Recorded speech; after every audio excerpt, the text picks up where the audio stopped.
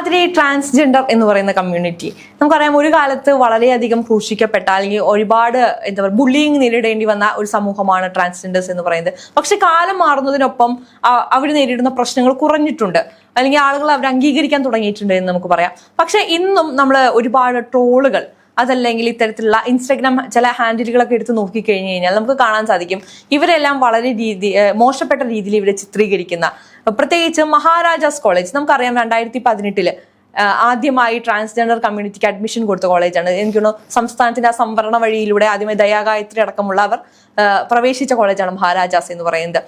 അതുകൊണ്ടൊക്കെ തന്നെ ആയിരിക്കാം മഹാരാജാസിനെ ഈ ഒരു ട്രാൻസ്ജെൻഡർ കമ്മ്യൂണിറ്റിയുമായി ബന്ധപ്പെടുത്തി ഒരുപാട് പേർ ബുള്ളി ചെയ്യുന്നത് നമുക്കിപ്പോൾ ഇൻസ്റ്റാഗ്രാമിലൊക്കെ കാണാൻ സാധിക്കുന്നുണ്ട്. എന്തായിരിക്കും അതിന് പിന്നിലെ ഒരു അജണ്ട എന്ന് തോന്നിയിട്ടുണ്ട്? ഇങ്ങനെ ബുള്ളി ചെയ്യുന്ന ഒരു ട്രെൻഡാണ് ഹരഹര മഹാരാജാസ് എന്നൊരു രീതിയിൽ ഒരു ഹാഷ്ടാഗ് കൊടുക്കുക. എന്നുവെച്ചാൽ ഈ ഒരു ട്രാൻസിന്റെ ഇത് കണ്ടിട്ടുണ്ടെങ്കിൽ ഉടനെ മഹാരാജാസ് കോളേജിനെ ഡീഗ്രേഡ് ചെയ്യുക എന്നുള്ള രീതിയിലേക്ക് ഇത് കടന്നിട്ടുണ്ട്. കാരണം അതിനെതിരെ പലപ്പോഴും ഈ മഹാരാജാസ് കോളേജിന്റെ ചെയർപേഴ്സൺ ഉൾപ്പെടെയുള്ളവർ അതിനെതിരെ പ്രതികരിക്കുന്നത് ഞാൻ കണ്ടിട്ടുണ്ട്. ആ പല വീഡിയോസിന്റെ അടി വന്നിട്ട് ഇവർ പറയുന്നുണ്ട്, കാരണം ഇത് ഞങ്ങളുടെ കോളേജിൽ അവിടുത്തെ കുട്ടികൾ തന്നെ പ്രതികരിക്കാറുണ്ട്, ഞങ്ങളുടെ ഇത് എന്ത് പറഞ്ഞാലും ഈ മഹാരാജാസിനെ കുറ്റം പറയുക അല്ലെങ്കിൽ ആ കോളേജിനെ കുറ്റം പറയുക എന്ന രീതിയിലേക്ക്. കാരണം നമ്മുടെ കേരളത്തിലുള്ള എല്ലാ ട്രാൻസ് പീപ്പിൾസും പഠിക്കുന്നത് മഹാരാജാസിലാണ് എന്നൊരു രീതിയിലേക്കാണ് ഈ ഒരു ഇത്തരം ട്രോളുകളൊക്കെ പോകുന്നത്. അതേപോലെ ഇവർക്ക് ട്രാൻസിനെ തന്നെ വളരെ മോശമായിട്ടുള്ള അല്ലെങ്കിൽ ആ കമ്മ്യൂണിറ്റിയിലുള്ള എല്ലാവരെയും മോശമായി പറയുന്ന രീതിയിൽ അല്ലെങ്കിൽ ചിത്രീകരിക്കുന്ന രീതിയിലേക്കാണ് ഇത്തരം ബുള്ളിങ്ങുകളൊക്കെ പോകുന്നത്.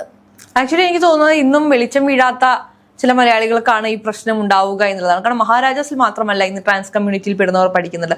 കേരളത്തിലുള്ള ഒരുപാട് കോളേജുകളിൽ അവർ നല്ല വിദ്യാഭ്യാസം നമുക്ക് ആദ്യമായി ഒരു അഡ്വക്കേറ്റ് ഉണ്ട്, ഡോക്ടേഴ്സ് ഉണ്ട്, എഞ്ചിനീയേഴ്സ് ഉണ്ട്. എല്ലാ പ്രൊഫഷണലിലും നമുക്കിപ്പോൾ ട്രാൻസ് കമ്മ്യൂണിറ്റിയിൽ നിന്നുള്ള ആളുകൾ നമുക്കൊപ്പം നമ്മുടെ അതേ ലെവലിൽ ആണിനെയും പെണ്ണിനെയും പോലെ തന്നെ കൃത്യമായി ജോലി ചെയ്യുന്ന, കൃത്യമായി അധ്വാനിക്കുന്ന, സമ്പാദിക്കുന്ന ആളുകളുണ്ട്. പക്ഷേ ഈ സോഷ്യൽ മീഡിയാസ് ഒന്നും ഇതൊക്കെ ഒരു നല്ല കാര്യമായിട്ട് എടുത്ത് വീഡിയോസ് ചെയ്യുന്നതോ അല്ലെങ്കിൽ അപ്ലോഡ് ചെയ്യുന്നതോ ഇത് വലിയൊരു ആഘോഷിക്കപ്പെടുന്നതായിട്ടോ നമ്മൾ കാണുന്നില്ല. ഇല്ല, പക്ഷെ ഞാൻ അതിനോട് എനിക്ക് യോജിക്കാൻ സാധിക്കില്ല. കാരണം എനിക്ക് തോന്നുന്നത് ട്രാൻസ് കമ്മ്യൂണിറ്റിനെ ഇത്തരത്തിൽ കൂടുതൽ ആളുകളിലേക്ക് ജനകീയമാക്കിയതും ഈ സോഷ്യൽ മീഡിയ തന്നെയാണ് എന്നുള്ളതാണ്.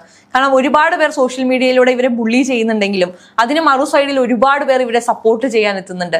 ഒരുപാട് നമുക്ക് ഇൻഫ്ലുവൻസേഴ്സിന് അറിയാം, ട്രാൻസ് കമ്മ്യൂണിറ്റിയിൽ നിന്ന് വരുന്ന ഒരുപാട് ഇൻഫ്ലുവൻസേഴ്സ് അല്ലെങ്കിൽ ഒരുപാട് ഹൈ പ്രൊഫഷണൽസ് നമുക്ക് കാണാൻ സാധിക്കുന്നുണ്ട്. ഇവരെയൊക്കെ സപ്പോർട്ട് ചെയ്യുന്നത് ഈ സമൂഹ മാധ്യമങ്ങൾ തന്നെയല്ലേ, അല്ലെങ്കിൽ ഇവരെയൊക്കെ ഈ ഒരു ലൈം ലൈറ്റിലേക്ക് കൊണ്ടുവന്നതും ഈ സമൂഹ മാധ്യമങ്ങളല്ലേ. അതേപോലെ തന്നെ ഒരു കമ്പാരിസൺ നടക്കുന്നില്ലേ? കാരണം ഒരു ട്രാൻസ് കമ്മ്യൂണിറ്റിയിലുള്ള ഒരാള് ഇങ്ങനെ ഇപ്പൊ സീമ വിനീതിന് നല്ല രീതിയിൽ ഒരു സപ്പോർട്ടുള്ള ഒരു ട്രാൻസ് കമ്മ്യൂണിറ്റിയിലുള്ള ഒരാളാണ്.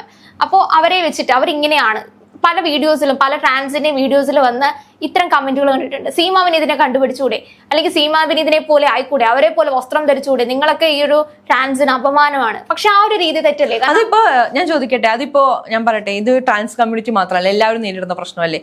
ഇപ്പൊ നമ്മള് ഒരു സ്ത്രീ എന്ന നിലയ്ക്ക് ഇപ്പൊ ഹണി റോസിന്റെ വസ്ത്രധാരണത്തിന് താഴെ പോയിട്ട് നിങ്ങൾക്ക് നല്ലപോലെ വസ്ത്രം ധരിച്ചുകൂടെ, നിങ്ങൾക്ക് ഇന്ന ആൾക്കാരെ പോലെ നടന്നോടെ സംസാരിക്കുന്നവരില്ലേ.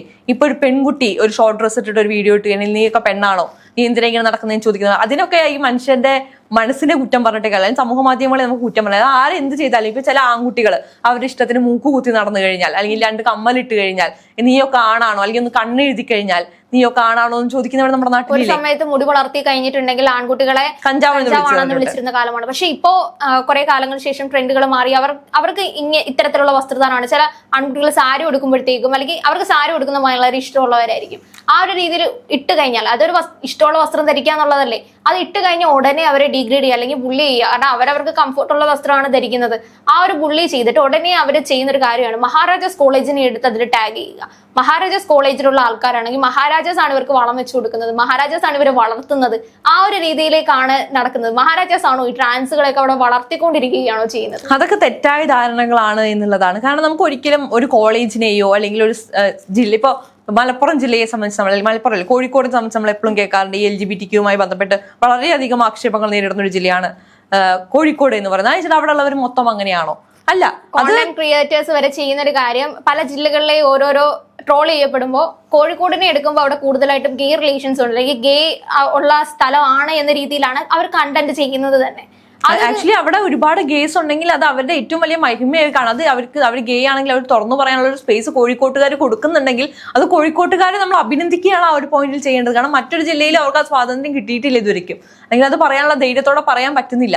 പക്ഷെ കോഴിക്കോട് അത് പറയാൻ പറ്റുന്നുണ്ടെങ്കിൽ അത് കോഴിക്കോടിന്റെ വിജയമായിട്ടാണ് ഞാൻ അതിനെ കാണുന്നത്. അതിന്റെ അർത്ഥം ബാക്കിയുള്ള ജില്ലകളിൽ അല്ലെങ്കിൽ ഇത്ര ആൾക്കാരില്ല എന്നല്ല. അപ്പം ആ ഒരു രീതിയിൽ തന്നെയല്ലേ മഹാരാജാസിനും, എല്ലാവരും മഹാരാജാസിലാണ് പഠിക്കുന്നത്. മഹാരാജാസ് ശരിക്കും പറഞ്ഞാൽ അത് നമുക്കറിയാം. മഹാരാജാസ് എന്ന് പറയുമ്പോൾ ഒരുപാട് സിനിമകളിൽ വന്ന അല്ലെങ്കിൽ ഒരുപാട് എക്സ്പ്ലോർ ചെയ്യപ്പെട്ട, രാഷ്ട്രീയങ്ങളാണെങ്കിലും എല്ലാ വിഷയത്തിലും ഒരുപാട് പ്രഗത്ഭരായ ആളുകൾ പഠിച്ചിറങ്ങിയ ഒരു സ്ഥലമാണ് മഹാരാജാസ്.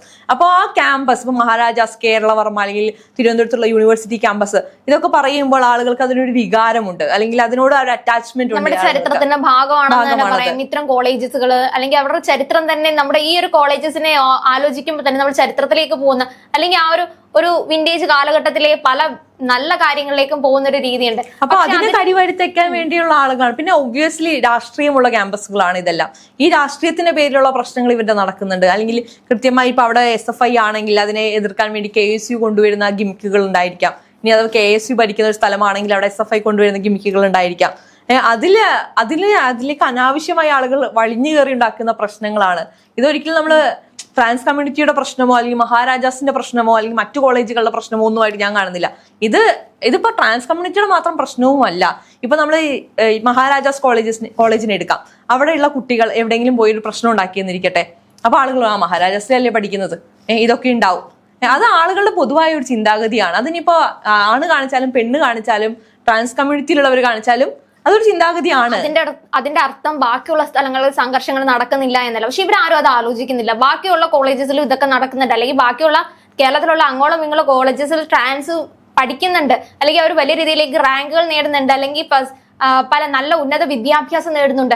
ഇതൊന്നും അവരറിയുന്നില്ല. അവരാകെ അറിയുന്നില്ല എന്നുള്ളതല്ല, അതൊരു ട്രെൻഡിന്റെ പ്രശ്നമാണ്. ഇപ്പൊ നമ്മള് നവവധുക്കൾ മരിക്കുന്ന ഒരു വിഷയമാണ് ഇപ്പൊ കുറച്ചു ദിവസമായി ട്രെൻഡിങ്ങിൽ പോയിക്കൊണ്ടിരിക്കുന്നത്. കാരണം അതൊരു നല്ല വാർത്തയാണെന്നല്ല ഞാൻ പറഞ്ഞു വെക്കുന്നത്. പക്ഷെ അത്തരത്തിലുള്ള വാർത്തകൾ ഒരുപാട് സ്ഥലത്ത് നമ്മൾ കേൾക്കുന്നു. അത് എന്തുകൊണ്ടാണ്? ആ ഒരു വാർത്തയ്ക്ക് അല്ലെങ്കിൽ ഒരു വാർത്ത വന്നപ്പോൾ അതിന് കിട്ടിയ ഒരു ട്രെൻഡ് അത് മെയിൻറ്റെയിൻ ചെയ്തു പോകുന്നതാണ്. അല്ലെങ്കിൽ അതുകൊണ്ട് തന്നെ ഇത്തരം വാർത്തകൾ മാത്രം നമ്മുടെ ഫീഡുകളിലേക്ക് കൂടുതൽ വരുന്നത് കൊണ്ടുണ്ടാകുന്ന പ്രശ്നമാണ്. അത് സോഷ്യൽ മീഡിയയുടെ ഒരു ഫീഡിന്റെ പ്രശ്നമായിട്ടാണ് എനിക്ക് തോന്നുന്നത്. അതോടൊപ്പം തന്നെ നമ്മുടെ ട്രംപ് പറഞ്ഞിട്ടുണ്ടായിരുന്നു അമേരിക്കയിൽ ഇനി മുതൽ 2 ജെൻഡർ മതിയെന്ന്.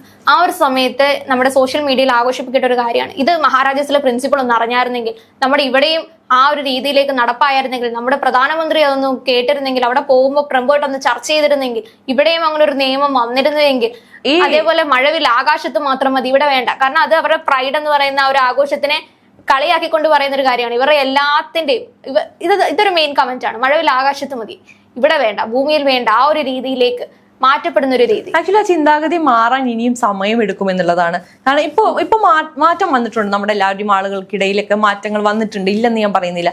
പക്ഷേ നമ്മൾ ആ ഒരു ജനറേഷനെ കുറിച്ച് നമ്മൾ ചിന്തിക്കണം. കാരണം ഈ ട്രാൻസ് കമ്മ്യൂണിറ്റി എന്ന് പറയുന്നത് ഇപ്പൊ പൊട്ടിമുളച്ചതല്ല.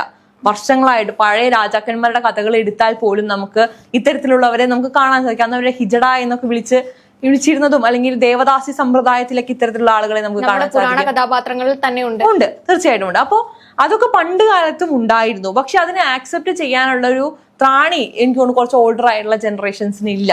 അത് നമ്മൾ ഇനി വരുന്ന ജനറേഷൻസിന് പക്ഷെ അതിന് വളരെ നോർമൽ ആയിട്ടുള്ള ഒരു കാര്യമായിരിക്കും. അല്ലെങ്കിൽ ആണിനെയും പെണ്ണിനെയും പോലെ തന്നെയുള്ള ഒരു കമ്മ്യൂണിറ്റി ആയിട്ട് LGBTQ മാറും എന്നുള്ളതാണ്.